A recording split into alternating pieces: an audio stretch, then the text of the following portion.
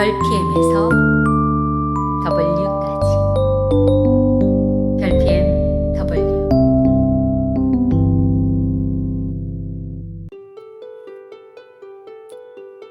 설렘, 그리움, 아련함, 풋풋함, 열정, 그리고 아픔. 첫사랑하면 떠오르는 단어이지 않을까요? 저는 그렇습니다. 이반 투르게네프의 첫사랑도 그렇고요. 그런데 사뮤엘 베케트의 첫사랑은 많이 다르더라고요. 이게 사랑일까? 라는 생각과 함께 충격이라는 단어까지 떠올랐습니다. 하지만 지구상에 바닷가 모래알처럼 하늘의 별처럼 수많은 사람들이 있으니 누군가의 사랑은 이럴 수도 있겠구나 라는 생각이 들었습니다. 어쩌면 우리는 사랑을 너무나 거창하게 치장하며 살았던 것은 아닐까요? 옴기니는 쓰고 있습니다. 이 단편에서 첫사랑이라는 단어가 주는 향수와 이상화된 가치는 가차없이 파괴되고 있다. 주인공은 사랑을 주방으로 정의하고 똥덩어리 위에다 사랑하는 이의 이름을 적음으로써 사랑을 모독하는 행동도 한다. 하지만 분만 과정 중에 벌어지는 배설작용은 탄생의 위대함을 부각시키기 위해 자주 은폐되었던 이면의 진실이다. 베케트의 첫사랑은 아픈 질문을 던지며 우리의 위선에 균열을 만든다 라고 말이죠. 문학과 지성사에서 발간한 이 책은 문고판 형태로 1946년에 베케트가 쓴 4편의 단편 소설이 실려 있습니다. 차례를 한번 살펴보면 첫사랑, 추방자, 진정제, 끝 순서입니다. 사실 맨 처음에 쓴 것이 끝이라고 하는데요. 끝을 맨 뒤에 배치함으로써 4편 전체가 하나의 소설처럼 되어 있다는 착각을 할 정도였습니다.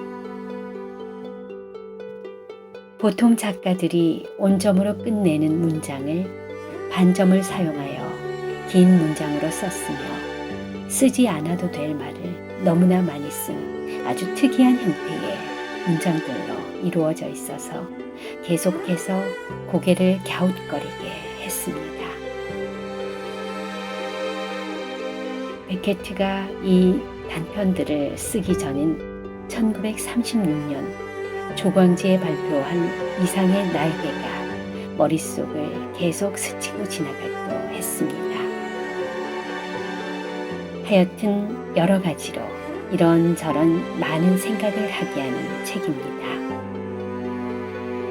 사뮤엘 베케트의 첫사랑. 지금부터 시작합니다.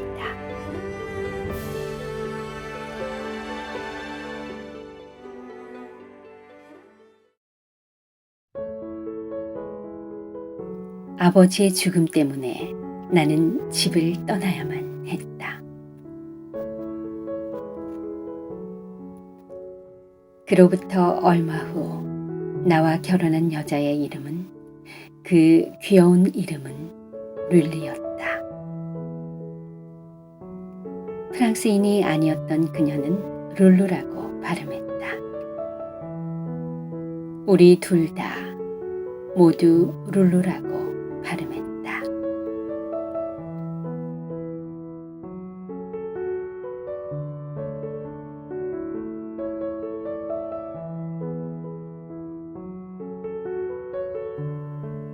우리 마을에 한 운하의 기슭에 있는 벤치에서 나는 그녀를 알게 되었다.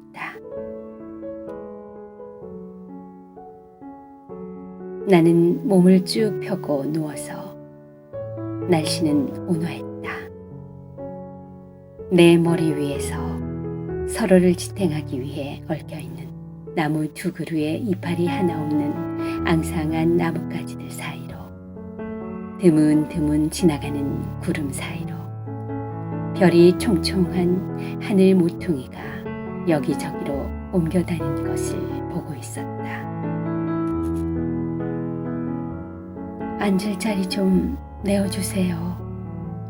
그녀가 말했다.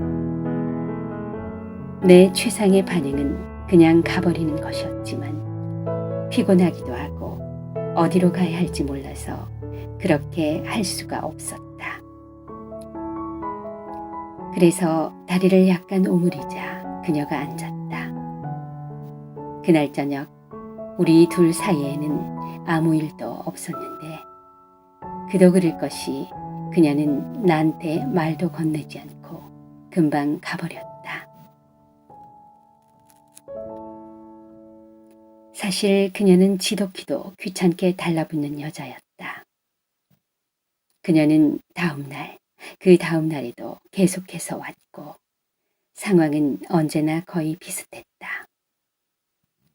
아마도 몇 마디 말이 오갔을 것이다. 그 다음 날은 비가 와서 아무 일 없이 평온하게 지낼 줄 알았는데 그건 내 착각이었다. 나는 계획적으로 저녁마다 나를 방해하러 오는 건 아닌지 그녀에게 물었다. 제가 방해가 되나요?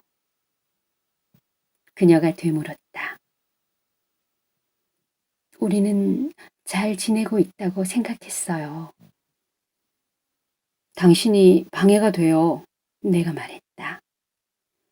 당신이 거기 있으면 몸을 쭉 펴고 누울 수가 없어요.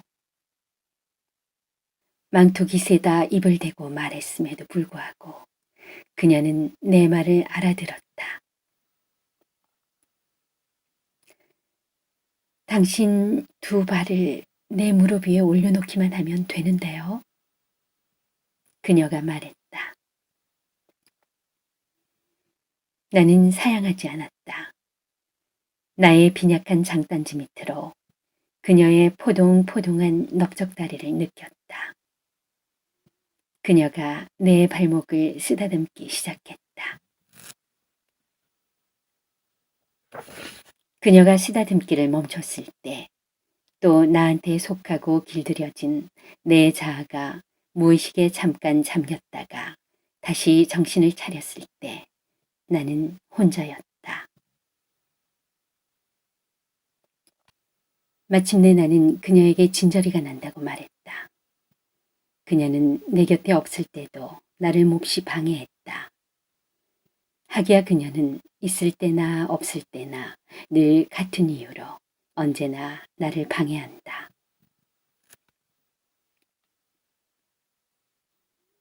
나는 그녀에게 가끔씩 오라고 말했다. 그 당시에 나는 여자들을 잘 몰랐다. 게다가 지금도 여전히 잘 모른다.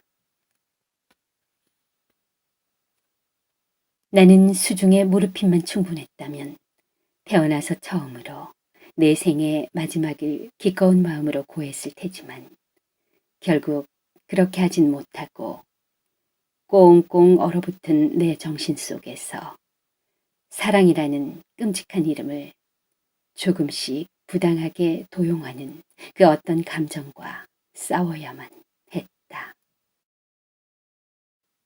사랑에는 정말 여러 종류가 있잖아, 그치? 어쩌면 그녀에 대한 나의 사랑이야말로 플라토닉 러브가 아니었을까? 그렇게 보긴 어렵다. 순수하고 사심 없이 그녀를 사랑했다면 암소가 싸지른 오래된 똥덩어리들에다가 그녀의 이름을 썼겠는가? 더군다나 다 쓴 다음 입에 넣고 쪽쪽 빨았던 내 손가락으로. 자, 좀 진정하고. 나는 습관적으로 릴리를 생각했다. 이 사실이 모든 걸 말해주진 않지만 내 생각엔 그래도 상당히 많은 것을 알려준다. 여하튼 릴리라는 이름의 실증이 나니까 지금부터는 다른 이름으로, 이번에는 한 음절로 된 이름, 예컨대 안느라고. 나는 습관적으로 안느를 생각했다. 많이, 정말 많이, 하루에 20분, 25분, 심지어는 30분까지. 하지만 몇 주 후에 풀이 다 죽은 채로 나는 다시 그 벤치로 돌아갔는데 그녀는 거기에 없었다. 그런데 어느 순간에 갑자기 그녀가 거기에 있었는데 나는 어찌된 영문인지 모르는 게 내가 쭉 지켜보고 있었음에도 불구하고 나는 그녀가 오는 것을 보지도 또 듣지도 못했다. 나는 그녀에게 저녁마다 오는지 물었다. 아니요. 그녀가 대답했다. 그저 가끔씩만 와요. 벤치에 너무 물기가 많아서 도저히 앉을 수가 없었다.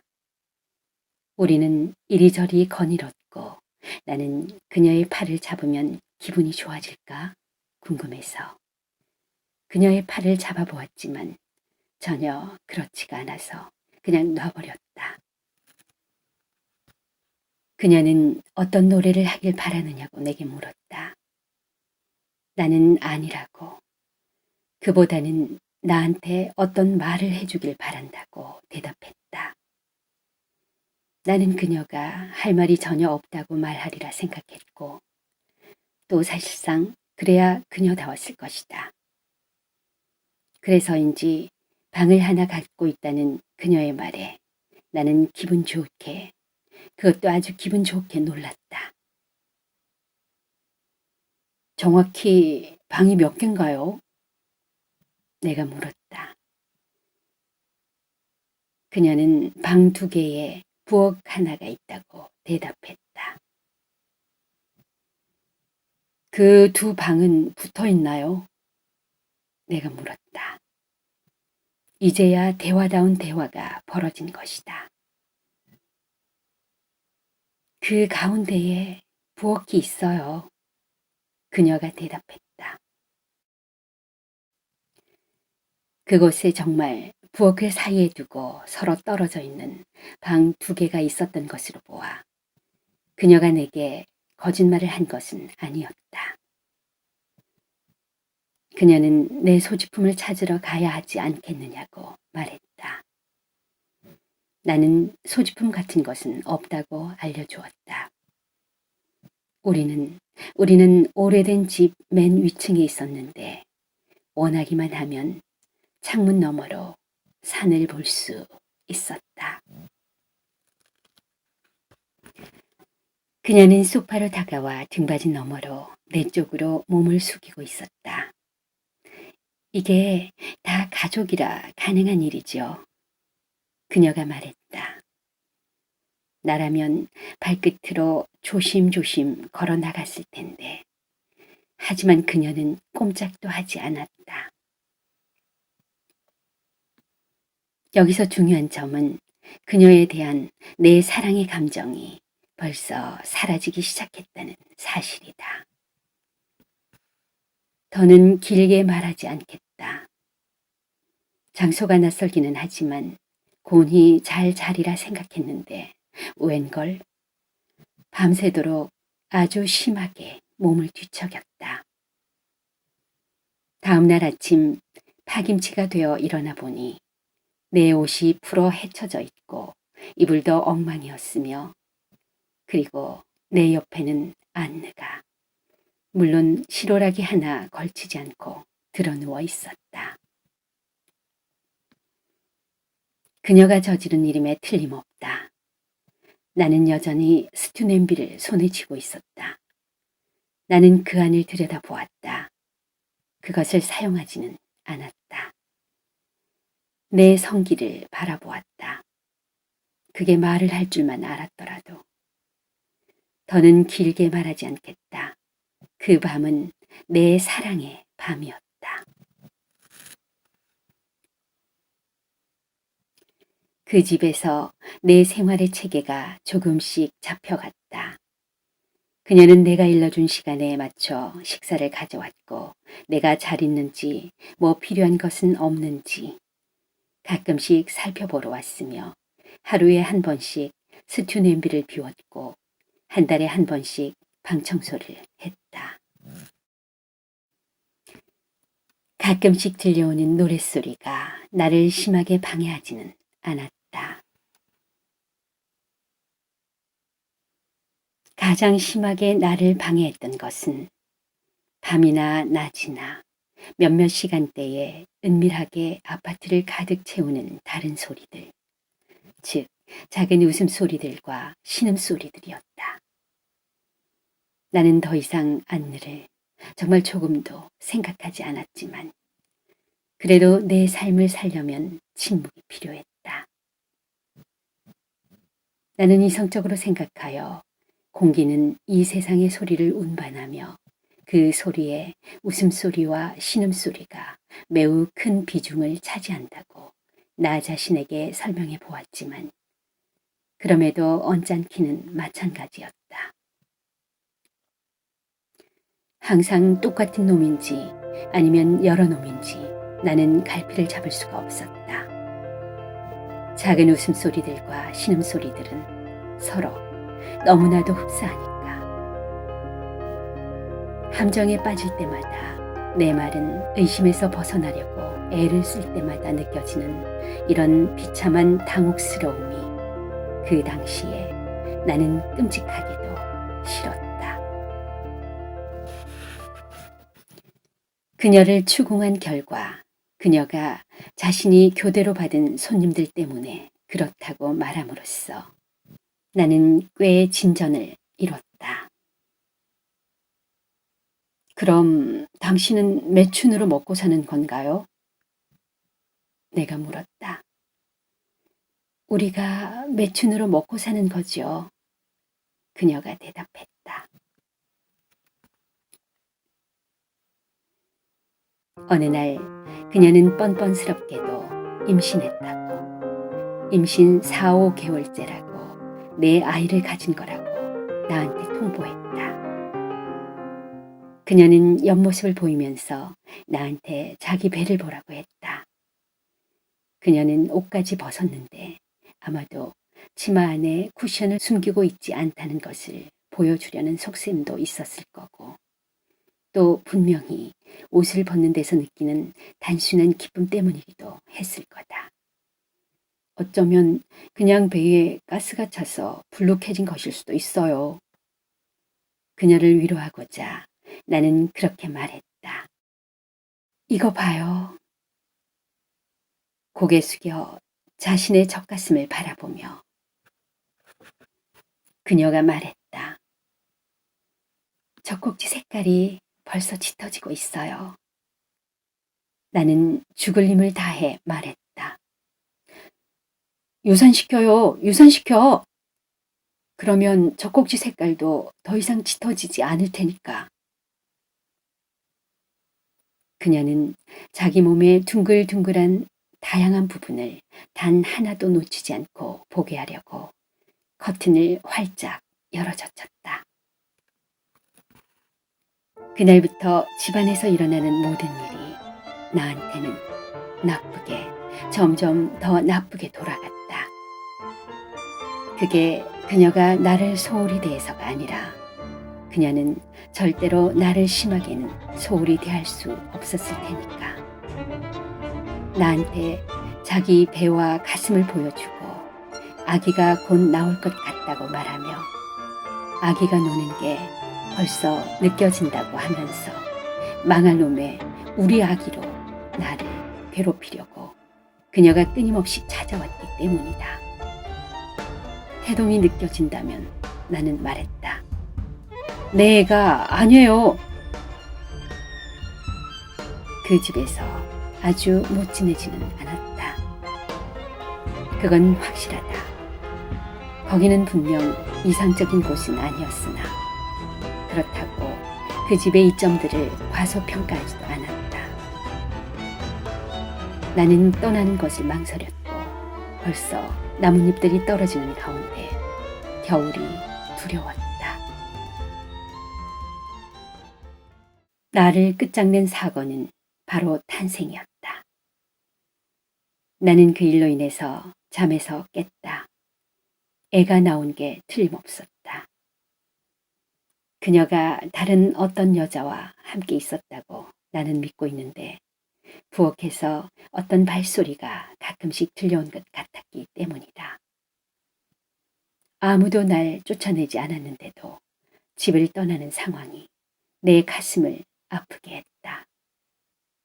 나는 소파 등받이를 타고 넘어서 옷을 입고 망토를 걸치고 모자를 쓰고 하나도 빼먹지 않고 다 갖춰 입은 후 구두끈을 조인 다음에 복도 쪽 문을 열었다. 잡동사니 더미가 내 길을 가로막고 있었지만 기어 오르기도 하고 힘껏 밀어붙이기도 해서 우당탕탕 소리를 내며 여하간 그곳을 빠져나왔다. 내가 결혼이라는 말을 했는데 그것은 어쨌거나 일종의 결합이었다. 언짢은 마음이 들었던 건 내 잘못이었지만 그 울부짖음은 타의 추종을 불허했다. 그것은 분명 아이의 첫 울부짖음이었다. 그 울음소리는 길거리까지 나를 쫓아왔다. 나는 대문 앞에 멈춰 귀를 기울였다. 계속해서 그 울음소리가 들려왔다. 집에서 누가 울부짖고 있다는 사실을 몰랐다면 그 소리가 어쩌면 안 들렸을 수도 있다. 하지만 알고 있었기 때문에 그 소리가 잘 들렸다. 걷는 동안에는 내 발자국 소리에 묻혀 그 울음소리가 들리지 않았다. 하지만 걸음을 멈추자마자 그 울음소리는 다시 들렸는데 물론 소리는 매번 더 작아졌으나 소리가 작거나 크다고 해서 뭐 달라질 게 있을까? 이 상황에서 필요한 일은 울음소리가 그치는 것이다. 어쩌면 나한테는 다른 종류의 사랑이 필요했던 것인지도 모른다. 여하튼 사랑. 그건 뜻대로 되는 게 아니다.